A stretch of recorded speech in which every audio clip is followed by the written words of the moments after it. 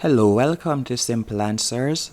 In this video, I'll be showing you how to fix Instagram boomerang feature not working.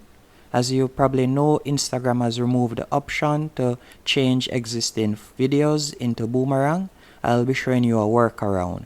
First, you want to go into your device browser and you're going to type in Clideo, C-L-I-D-E-O, and you want to go onto clideo.com. Once on the website, you are going to scroll down to the bottom and you are going to tap on All Tools.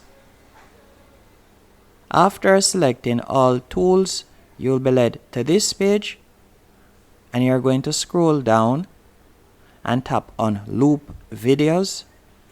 You can see it right here. Tap on Loop Video. Then you'll tap on Choose File. Tap on Photo Library. And you can select the video that you would like to loop. Then tap on Choose in the bottom right hand corner and you can see it's uploading it. After the video has been uploaded, you will simply scroll down to the bottom and you will see the option where you can select how many times you would like the clip to loop. So let's say I want it to loop 4 times. I would select 4, then select Export.